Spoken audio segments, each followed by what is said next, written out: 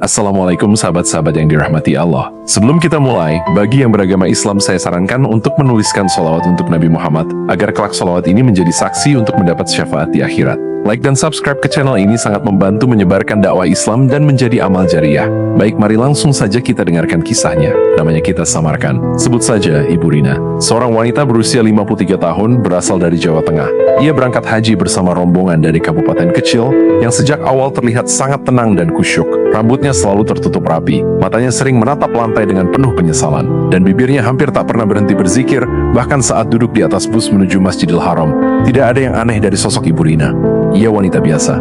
Pakaian sederhananya tidak menarik perhatian siapapun, tapi beberapa jamaah mengaku, sejak awal mereka merasa ada aura yang berat setiap kali berada dekat dengannya. Beberapa hari setelah tiba di Mekah, tepatnya saat tawaf kedua, sesuatu terjadi. Cuaca sangat panas.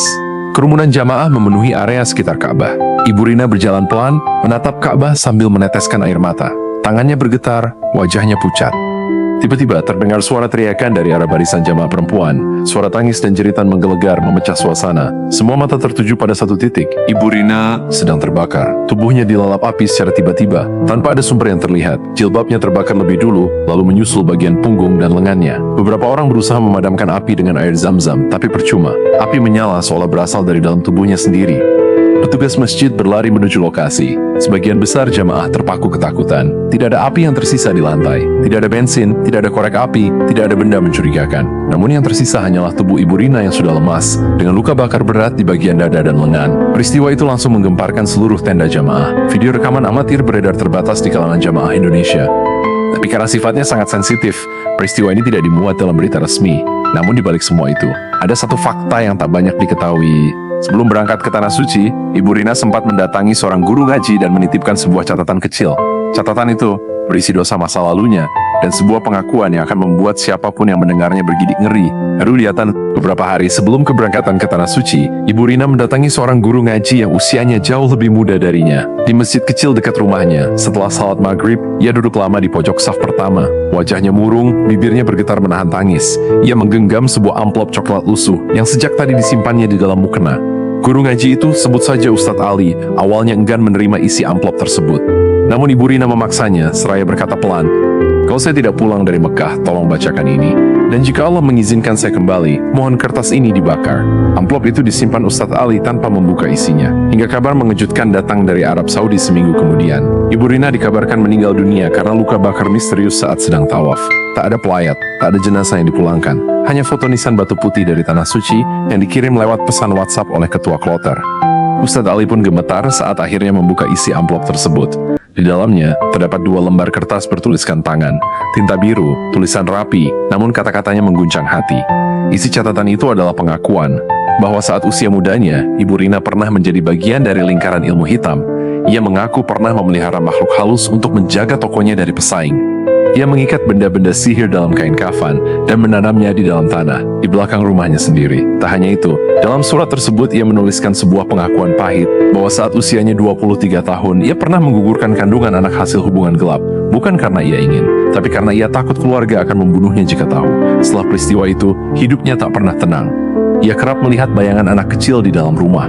Ia sering mendengar suara tangis bayi di tengah malam, padahal tidak ada siapapun di sekitarnya. Bahkan, beberapa kali tubuhnya terasa panas saat berwudu. Ibu Rina menulis bahwa ia telah bertaubat.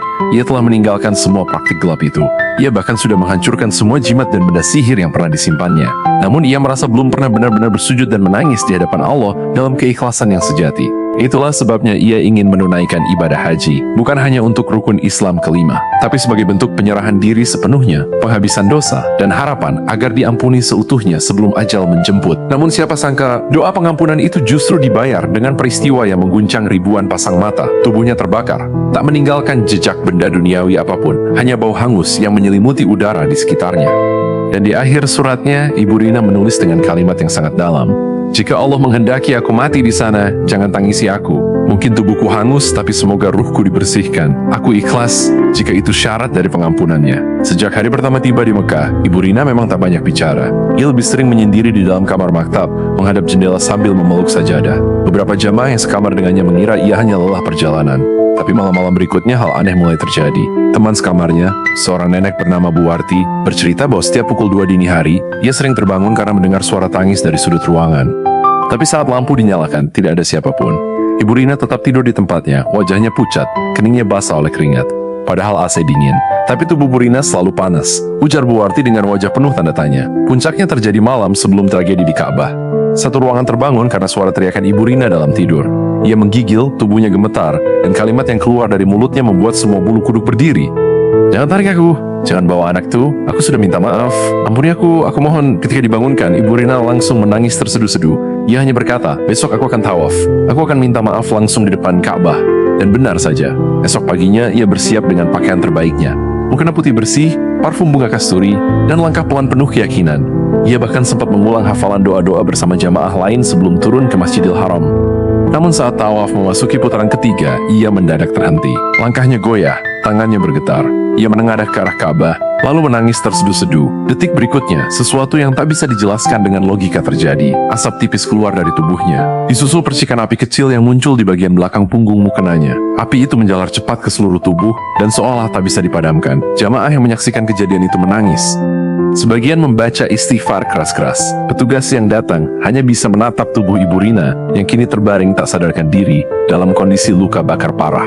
Yang paling mengejutkan adalah bau hangus yang tertinggal. Bukan bau kain terbakar, bukan juga bau minyak, melainkan aroma menyengat yang mirip seperti daging dan dupa tercampur jadi satu. Bau itu bertahan lama, bahkan setelah tubuh Ibu Rina dibawa keluar dari masjid. Tak ada penjelasan ilmiah yang bisa menjawab kejadian tersebut. Pemeriksaan kamera CCTV tidak menunjukkan adanya benda asing. Tidak ada korek, tidak ada kabel, tidak ada api. Namun tubuh Ibu Rina benar-benar terbakar. Dan di malam setelah kejadian itu, di tenda jamaah perempuan, suara tangis kembali terdengar.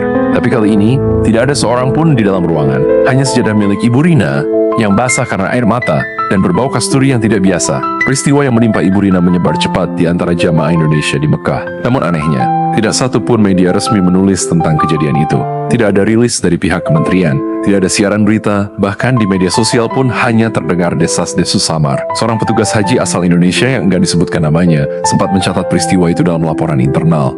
Namun ketika ia menyerahkan laporannya kepada atasan, berkas itu dikembalikan dengan satu peringatan singkat. Jangan diteruskan, ini urusan gaib, bukan konsumsi umum. Di kalangan internal kloter, pembicaraan soal Ibu Rina dianggap sebagai tabu. Bahkan teman sekamarnya diminta untuk tidak membagikan cerita secara sembarangan. Namun ada satu dokumen yang tidak bisa disembunyikan. Surat kematian resmi dari otoritas kesehatan di Arab Saudi yang mencatat penyebab wafat Ibu Rina sebagai severe internal combustion, kebakaran internal tingkat berat. Dokter yang menanganinya pun bingung. Dalam laporan medis yang ditulis tangan, dokter menuliskan bahwa luka bakar menyebar dari dalam keluar. Tidak ditemukan bahan kimia, tidak ditemukan jejak pembakaran eksternal. Sumber panas seolah berasal dari jaringan tubuhnya sendiri. Pemulasaraan jenazah dilakukan cepat. Karena luka bakar hampir mengenai seluruh tubuh, prosesi pemandian diganti dengan tayamum. Jenazah dimakamkan di salah satu kompleks pemakaman khusus jamaah haji di wilayah Syuhada. Nisan batu sederhana dipasang, hanya tertulis nama, nomor paspor, dan tanggal wafat. Ketua rombongan yang mengurusi pemakaman Ibu Rina sempat mengalami gangguan setelah kejadian itu. Ia jatuh sakit 3 hari tanpa sebab jelas, mengigau dan menyebut nama Ibu Rina berulang kali. Setelah sembuh, ia memilih diam dan hanya berkata pada satu orang terdekatnya, peristiwa itu bukan peristiwa biasa. Dia terbakar karena sesuatu yang tidak terlihat. Salah satu saksi mata yang merekam kejadian tersebut dengan kamera ponsel juga mengalami kejadian aneh. Rekaman yang tersimpan dalam memorinya rusak. File video tidak bisa diputar. Bahkan setelah dipindahkan ke laptop, hasilnya tetap kosong. Hanya terdengar suara tangis pelan dan gema orang membaca istighfar berulang kali. Tak ada yang tahu pasti apa makna semua ini. Tapi satu hal yang jelas, peristiwa ini disembunyikan. Bukan untuk ditutupi, tapi mungkin untuk menjaga agar manusia tidak kehilangan akal karena melihat kenyataan yang terlalu nyata. Kendamodi Falls 35. Hari itu, matahari Mekah bersinar terik seperti biasa. Namun suasana hati para jamaah terasa berbeda. Beberapa dari mereka ikut mengiringi jenazah Ibu Rina menuju pemakaman, tanpa taburan bunga, tanpa keluarga. Hanya petugas sesama jamaah, dan satu nisan batu putih sebagai penanda. Pemakaman berlangsung singkat. Petugas Saudi membacakan doa secara ringkas. Beberapa jamaah perempuan dari rombongan Ibu Rina berdiri jauh di belakang, menahan tangis. Tidak satu pun dari mereka berani mendekat terlalu dekat. Sejadah milik Ibu Rina yang dibawa pulang oleh ketua kamar disimpan dalam koper. Awalnya koper itu dibiarkan terkunci, tak ada yang menyentuh. Namun setelah sampai di Madinah untuk persinggahan terakhir, hal-hal aneh kembali terjadi. Salah satu jamaah, seorang wanita muda bernama Mbak Nisa, membuka koper tersebut karena ingin membersihkan isinya. Begitu sejadah itu dibuka, seluruh kamar tiba-tiba dipenuhi bau kasturi. Aroma itu begitu kuat, padahal tidak ada botol parfum atau pewangi di dalam koper. Aroma itu menetap hingga malam hari, dan anehnya, setiap kali sejadah itu disentuh, terasa hangat seperti baru dijemur di bawah matahari. Padahal pendingin ruangan menyala sepanjang hari. Yang lebih mengejutkan lagi, malam itu Mbak Nisa bermimpi. Dalam tidurnya, ia melihat Ibu Rina duduk di pelataran Ka'bah, memakai pakaian putih bersih. Wajahnya cerah, tersenyum, dan hanya mengucapkan satu kalimat, "Aku sudah dimaafkan." Mimpi itu ia ceritakan ke salah satu pembimbing haji yang menemaninya. Sang pembimbing hanya diam sesaat, lalu berkata pelan, "Allah Maha mengetahui segala niat dan taubat hambanya. Kita tak tahu apakah peristiwa yang kita anggap sebagai azab justru adalah cara Allah menyucikan ruh seseorang sebelum kembali." Sejak saat itu, sejadah tersebut tidak pernah digunakan lagi.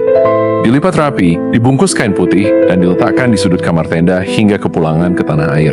Tidak ada yang berani memegangnya. Tapi tak ada yang membuangnya. Setibanya di Indonesia, koper itu dikembalikan ke pihak keluarga. Namun keluarga Ibu Rina yang sudah diberitahu tentang seluruh peristiwa hanya berkata, "Biarlah semua yang terjadi di Mekah dikembalikan pada Allah." Mungkin tubuhnya terbakar, tapi semoga hatinya telah menyala dengan cahaya taubat. Dan kisah ini pun berakhir dengan satu keping pelajaran bahwa semua dosa, sekecil apapun, tidak akan pernah benar-benar hilang sampai kita benar-benar tunduk, menangis, dan berserah sepenuhnya kepadanya di waktu yang tepat, di tempat yang paling suci, dan dalam cara yang tak pernah bisa kita duga sebelumnya. Saudaraku yang dirahmati Allah, terima kasih sudah menonton video ini sampai akhir.